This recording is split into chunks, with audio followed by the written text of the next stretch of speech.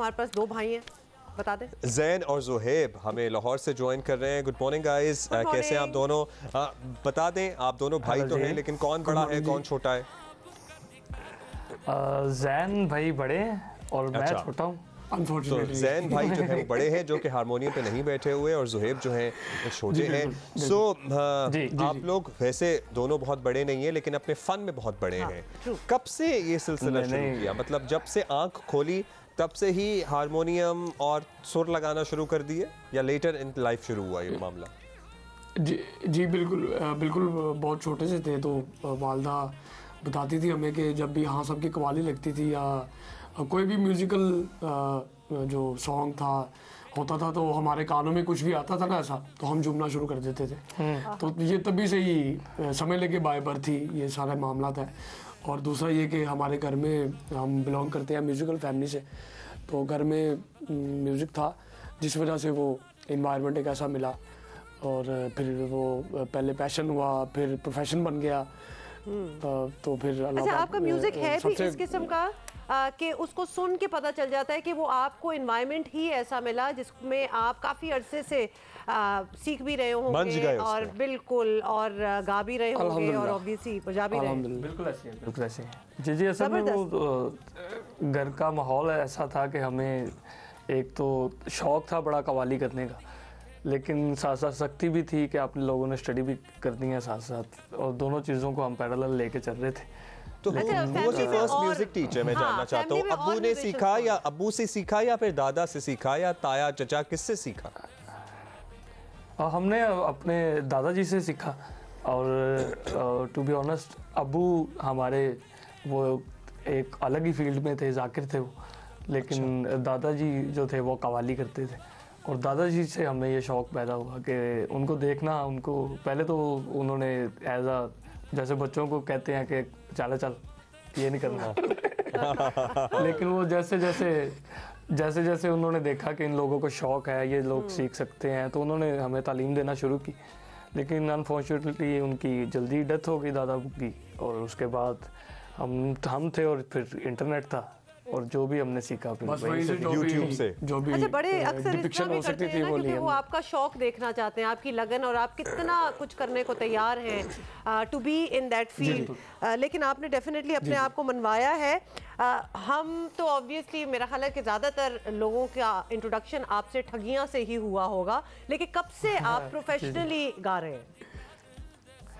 हम तकरीबन 15 या 16 साल तो हो गए हैं हमें करते हुए। बहुत छोटे थे जब से शुरू किया था ये हमने, तो हमारी पहली परफॉर्मेंस जो थी मेरे ख्याल से तकरीबन आई थिंक 2004 या 5 में, हाँ पहली परफॉर्मेंस। वो भी इधर का I was like 10। अच्छा, तो मैं 10-12 साल जी मैं 13 या 14 टाइप हूँ। तो फाइनली फिर ठगियाँ की रिकग्निशन आपको कैसी लगी? बिकॉज जो इतने अरसे से लगा उसके बाद उसको इंतजार, क्योंकि कुछ लोगों को तो फौरन ही वो रिकग्नाइज हो जाते हैं, उनको वो शोहरत मिल जाती है। You had to wait. But hold that thought, guys. हम ये रिकग्निशन और ये सिलेक्शन और कोक स्टूडियो जैसे प्लेटफॉर्म तक पहुंचना, जियो न्यूज़ प्रेजेंट्स कोक स्टूडियो के प्लेटफॉर्म तक रसाई कैसे हुई? जुल्फी से आपका इससे पहले राब्ता था, नहीं था? मतलब ये गाना कैसे मिला आपको? ये जर्नी अब हमसे शेयर करें प्लीज़। ये जर्नी जी हमारी नेस्कैफे बेसमेंट सीज़न 4 से जो थी वो स्टार्ट हुई थी। उस सीज़न में मैं था और मुझे जुल्फी भाई के साथ मेरी इंटरेक्शन पहली दफ़ा हुआ उनके साथ। फिर उसके बाद हमारा नेस्कैफे बेसमेंट सीज़न 5 जो था उसमें जुल्फी भाई ने हमें बुलाया इसके लिए, हैदरिम के लिए। तो वहाँ से फिर उनके वो था कि ये बॉयज़ हैं, ये कव्वाली करते हैं, तो अब कोक स्टूडियो सीज़न 14 में उन्हें ज़रूरत थी कव्वाली की और यंगस्टर्स की, कि जो कव्वाली चूँकि बड़ा एक जिसको कहते हैं ना बड़ा मैच्योर काम है, तो कुछ ऐसे उन्हें फेसेस चाहिए थे, ऐसी आवाज़ें चाहिए थी जो कि यंग हो और न्यू टैलेंट हो। तो अल्लाह पाक की मेहरबानी से फिर वहाँ पे हमने सारा परफॉर्म किया। लेकिन आपने बड़ी सही बात की है कि आप जितने भी यंग हो या ओल्ड हो, कव्वाली के लिए एक सर्टेन काइंड ऑफ मैच्योरिटी चाहिए, जो कि डेफिनेटली आप में हम सुन भी सकते हैं, और कितना आप सीरियस हैं अबाउट योर वर्क।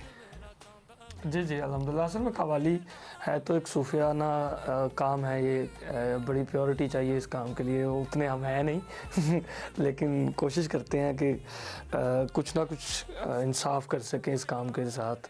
वो कर नहीं सकते क्योंकि ये बहुत हार्ड काम है, बुज़ुर्गों का काम है, तो हम तो बस उनको देख देख के सीख के, स्पेशली उस्ताद नुसरत फ़तेह अली खान साहब को सुन के थोड़ा बहुत आ गया हमें करना। कुछ आपने बेसमेंट के मुताबिक 2 सीज़न आपने उसमें परफॉर्म किया, फिर ये स्टूडियो के सीज़न आया, तो जब रिकॉर्डिंग के लिए गए, क्योंकि लाइव भी वीडियो भी बन रही होती है, ऑडियो भी उसी टाइम ट्रैक रिकॉर्ड हो रहा होता है, तो था कोई टेंशन थी दोनों को पड़ी हुई? प्रेशर तो थोड़ा सा था लेकिन इतना नहीं था, क्योंकि जुल्फी भाई एक ऐसे बंदे हैं जो आपको, स्पेशली हम दोनों को तो वो बड़े भाइयों की तरह ट्रीट करते हैं कि हम उनके छोटे भाई हैं, तो वो ऐसे लेके चलते हैं, डांटते भी हैं, डांट बहुत करते हैं। मतलब आपके सुर इतने पक्के, फिर आपको किस बात पे डांट पिटती है, मैं ये सोच रहा हूँ। नहीं वो हमारी हरकतों की वो ऑनर नहीं बता सकते। देखिए हम सुन चुके हैं कि उनके साथ बड़ा एक दोस्ताना किस्म का माहौल हो जाता है और बड़ा अच्छा आपको स्पेस देते हैं टू बी। तो ज़ैन और ज़ुहैब एक बात क्विकली बताइएगा और फिर हम आपसे चाहेंगे कि आप चाहे काली काली को जुल्फ़े ही हमें सुना दें। अच्छा लेकिन खान साहब, नुसरत फ़तेह अली खान साहब ने बहुत सारा अपने बुजुर्गों का कलाम भी रीडो किया और बहुत सारा नया कलाम भी गाया, गज़लें थी, PRA was a new poetry with new composition. आजकल के कव्वाल बहुत नया काम नहीं करते हैं, मतलब खान साहब नुसरत फ़तेह अली खान और उन जैसे लेजेंड्स ने जो काम किया हुआ है उसी को दोबारा परफॉर्म कर रहे होते हैं, तो कव्वाली में नया कलाम, नई कॉम्पोजिशन भी हो रही हैं।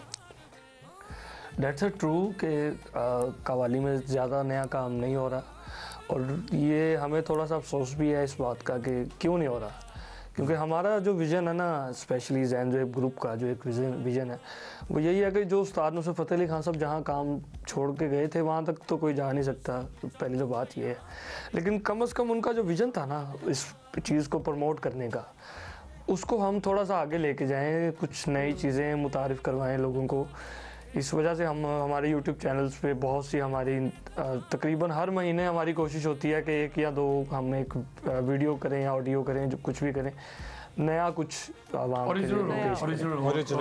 जी हाँ जी बिल्कुल, हम डिफरेंट तरीके से अपने जॉनरा को ना, कव्वाली को मर्ज करने की कोशिश कर रहे हैं डिफरेंट जॉनरास के साथ, जैसे कि फ्यूजन जिसमें सबसे पहले है, जो कि आजकल हम लाइव परफॉर्मेंसेस में भी एक्सपेरिमेंट्स कर रहे हैं।